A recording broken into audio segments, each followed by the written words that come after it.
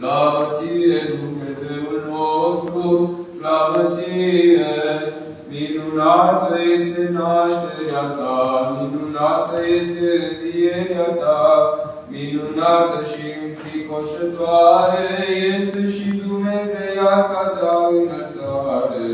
Din munte, Dătătorule de viață, pe care închipuindu o ilie, ca cu foc s-a suit, lăudându-te pe tine, iubitorule de oameni.